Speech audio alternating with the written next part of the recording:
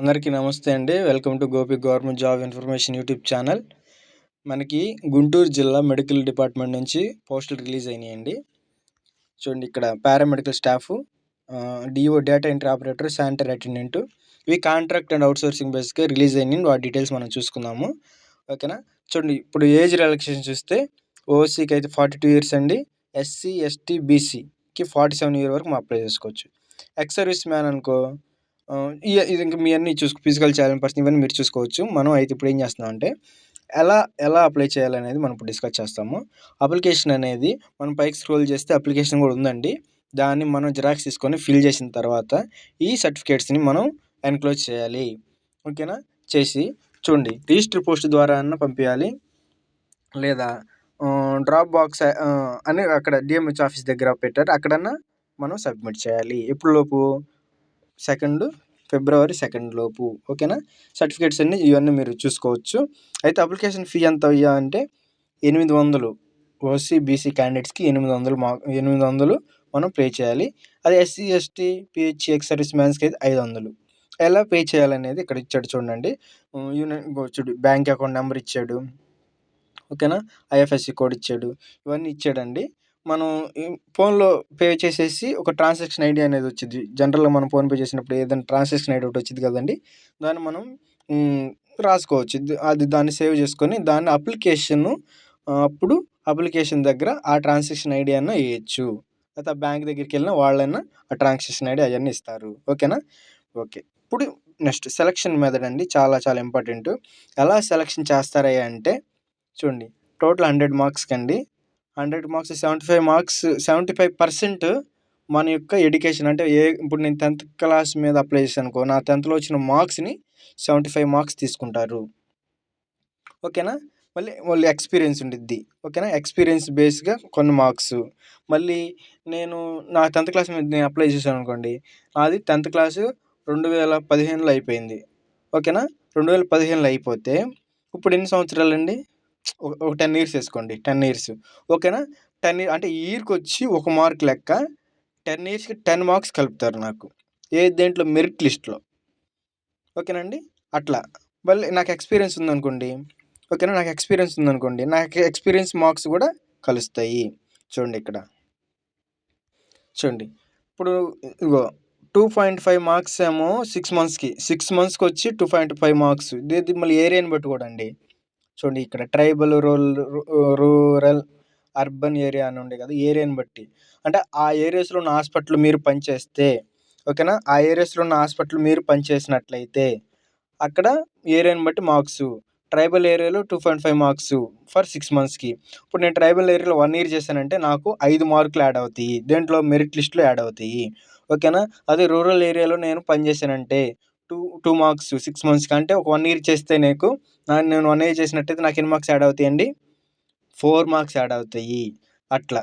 ఓకేనా. ఇక్కడ 4th point చూడండి. ఇదే ఇప్పుడు మన ఎడ్యుకేషన్ అయిపోయిన ఇయర్ నుంచి ఇప్పుడు వరకు ఎన్నైతే ఇయర్స్ ఉన్నాయో అన్ని ఒక్కొక్క ఇయర్కి వచ్చి ఒక్కొక్క మార్క్ యాడ్ చేస్తారు.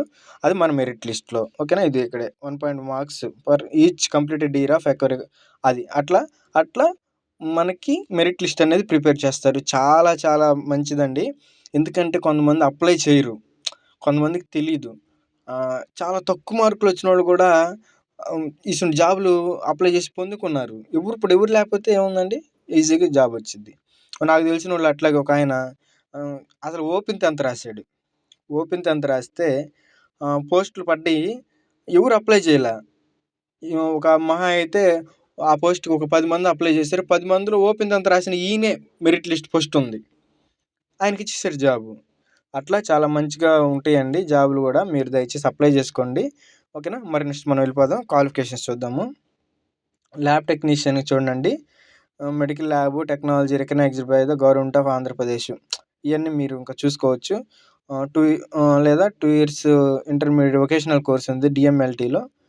And have 1 year clinical training in selected government. అంటే డిఎంఎల్టీ చేసిన తర్వాత ఒక 1 ఇయర్ అనేది గవర్నమెంట్ హాస్పిటల్ వాళ్ళు ట్రైనింగ్ అవి చేస్తూ ఉంటారండి. అట్లా వాళ్ళు చేసని ఉండాలి.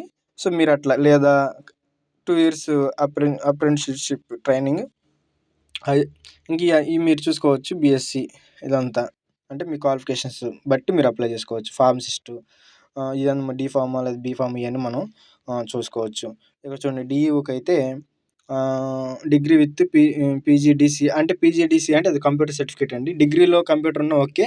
ఒకవేళ డిగ్రీలో ఏదన్నా నార్మల్ సబ్జెక్ట్ అయ్యుండి పీజీడీసీ సర్టిఫికేట్ అని బయట ఇస్తారండి.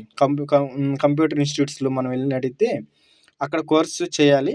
అక్కడ ఇస్తారు. కొంతమంది కొనుక్కుంటారు. మరి అది చూసుకోండి మరి. శానిటరీ అటెండెంట్ పోస్ట్‌కి 10థ్ క్లాస్ ఆర్ ఈక్వలెంట్. ఓకేనా? చూడండి. ఇదిగోండి ఎలా అప్లై చేయాలనేది ఇక్కడ డీటెయిల్‌గా ఇచ్చాడు చూడండి. ఫిల్ అప్లికేషన్ ఇదే రిజిస్టర్ పోస్ట్ ద్వారా అప్లై చేయాలి. ఇవి అమౌంట్ ఏంది కట్ట ఇవన్నీ మనం ఆల్రెడీ చెప్పినయే. నెక్స్ట్ ఓకేనండి. ఇది చాలా మంచి జాబులు. చూడండి శాలరీస్ చూడండి. శాలరీస్ కూడా మంచిగా ఉన్నాయి. ల్యాబ్ టెక్నీషియన్‌కి 23,000 ఉన్నాయి. ఫార్మసిస్ట్‌కి 23,000 చిల్లర ఉంది. డీఈఓకి 18,000 శానిటరీ అటెండెంట్‌కి 15,000 టోటల్ ఎన్ని పోస్టులు ఉన్నాయండి? మొత్తం 12 పోస్టులు ఉన్నాయండి. ఓకేనా? ఇదిగోండి అప్లికేషన్ ఇదిగోండి. ఇప్పుడు ఈ అప్లికేషన్ మీరు పీడిఎఫ్ జిరాక్స్ తీసుకోవాలండి. ఈ అప్లికేషన్ మీరు జిరాక్స్ తీసుకున్న తర్వాత చూడండి ఇక్కడ అప్లికేషన్ ఫర్ ఏ పోస్ట్‌కి అయితే అప్లై చేస్తున్నామో ఆ పోస్ట్ నేమ్ రాయాలి. ఓకేనా? పర్సనల్ డీటెయిల్స్ ఇవన్నీ మీరు ఫిల్ చేసుకోండి. సోషల్ స్టేటస్ ఇవన్నీ ఫిల్ చేసేసుకోవాలి. ఓకేనా? చూడండి ఇవన్నీ చేసేసుకోవాలి. మీకు వర్క్ ఎక్స్పీరియన్స్ ఉంటే వర్క్ ఎక్స్పీరియన్స్ ఇక్కడ ఇచ్చేసేయాలి. ఓకేనా? మీరు ఏమేమైతే సర్టిఫికేట్లు పెట్టారో అవి ఇక్కడ చేసేయాలి.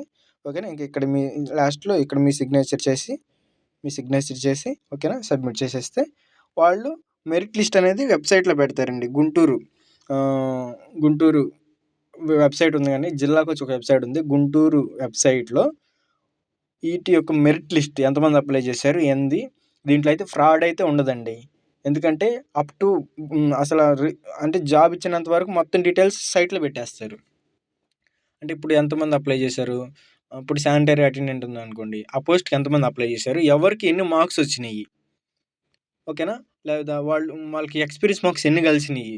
లేకపోతే వారు పాస్ అవుట్ అయిన ఇయర్ ఏంటి?